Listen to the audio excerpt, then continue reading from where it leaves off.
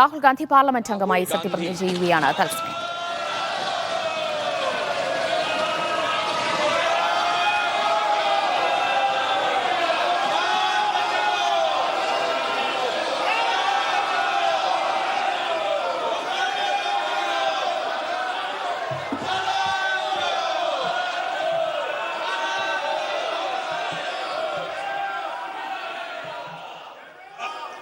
I, Rahul Gandhi, having been elected a member of the House of the People, do solemnly affirm that I will bear true faith and allegiance to the Constitution of India as by law established, that I will uphold the sovereignty and integrity of India, and that I will faithfully discharge the duty upon which I am about to enter.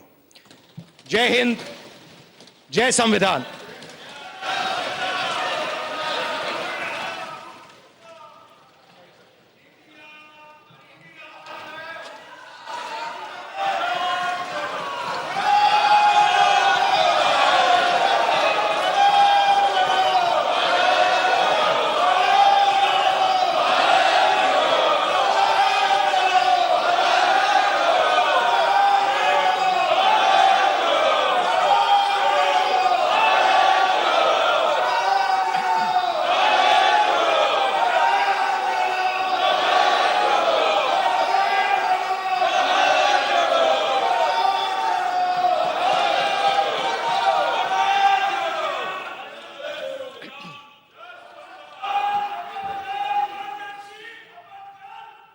Shri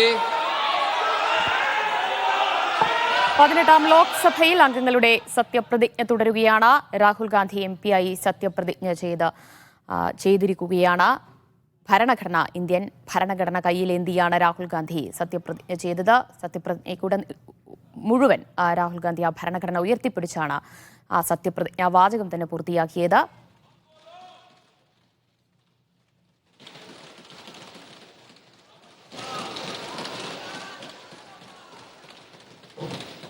Shri Rahul Gandhi मैं किशोरी लाल जो लोकसभा का Saju Thomas വിവരങ്ങൾ നൽകും. സജു, അവിടെ 18ാം ലോക്സഭയിലെ അംഗങ്ങളുടെ സത്യപ്രതിജ്ഞ തുടരുകയാണ്. രാഹുൽ ഗാന്ധിയുടെ സത്യപ്രതിജ്ഞ കഴിഞ്ഞിരിക്കുന്നു. അദ്ദേഹം സത്യപ്രതിജ്ഞ ചെയ്തിരിക്കുകയാണ്.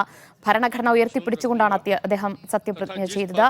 ग्रहण करने वाला हूं उसके कर्तव्यों का श्रद्धापूर्वक निर्वहन करूंगा. Long live India.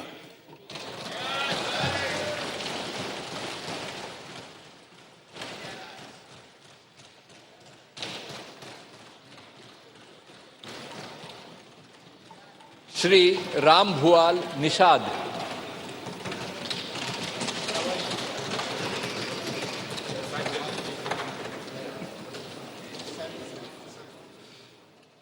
സജു തോമസിലേക്ക്. സജു, വലിയ കരഘോഷത്തോടെയാണ് അംഗങ്ങൾ രാഹുൽ ഗാന്ധിയെ വരവേറ്റതല്ലേ?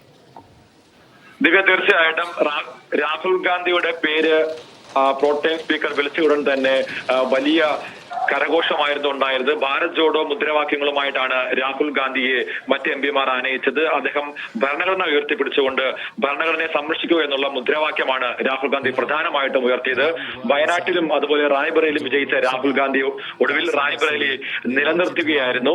എന്തായാലും അദ്ദേഹത്തിന്റെ ആഗ്രഹം പോലെ തന്നെ, അല്ലെങ്കിൽ ഭരണഘടന ഉയർത്തിപ്പിടിക്കുക എന്നുള്ള ആ ലക്ഷ്യം മുൻനിർത്തിക്കൊണ്ടാണ് പ്രധാനമായിട്ടും ഇന്നലെ നടന്ന സത്യപ്രതിജ്ഞയിലും ഇന്ന് നടന്ന സത്യപ്രതിജ്ഞയിലും ഇന്ത്യ സഖ്യത്തിന്റെ പ്രമുഖ MP-മാരൊക്കെയും സത്യപ്രതിജ്ഞ ചെയ്തത്. രാഹുൽ ഗാന്ധിയും ഭരണഘടന ഉയർത്തിപ്പിടിച്ചുകൊണ്ടാണ് സത്യപ്രതിജ്ഞ ചെയ്തത്. എന്തായാലും വലിയ ോടെയാണ് രാഹുൽ ഗാന്ധിയെ ബാക്കി MP-മാരൊക്കെയും സ്വീകരിച്ചത്. അല്പസമയത്തിന് ശേഷം അഖിലേഷ് യാദവും സത്യപ്രതിജ്ഞയ്ക്ക് ഒരുങ്ങുകയാണ്. ഉത്തർപ്രദേശിലാണ് ഇപ്പോൾ ഏറ്റവും ഒടുവിലായി നടക്കുന്നത്.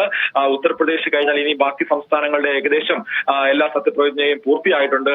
ഏറ്റവും ഒടുവിലായിട്ട് ഇപ്പോൾ രാഹുൽ ഗാന്ധി എത്തിയിരിക്കുകയാണ്. എന്തായാലും ഭരണഘടനയെ സംരക്ഷിക്കുക എന്ന രാഹുൽ ഗാന്ധിയുടെ മുദ്രാവാക്യം ഭാരത് ജോഡോ യാത്രയിലൂടെ ജനങ്ങളുടെ ഇടയിലേക്ക് അദ്ദേഹം ഇറങ്ങിച്ചെന്നതുകൊണ്ട് അത് ഏറ്റവും കൂടുതൽ കോൺഗ്രസിനും ഇന്ത്യ സഖ്യത്തിനും വലിയ രീതിയിൽ ജനമുന്നേറ്റം ഉണ്ടാക്കാൻ സാധിച്ചു. അതുകൊണ്ട് തന്നെ ഭരണഘടന ഉയർത്തിപ്പിടിച്ചുള്ള മുദ്രാവാക്യ വിളികളോടെയാണ് രാഹുൽ ഗാന്ധിയെ മറ്റ് MP-മാർ സ്വീകരിച്ചത്. ദിവ്യ.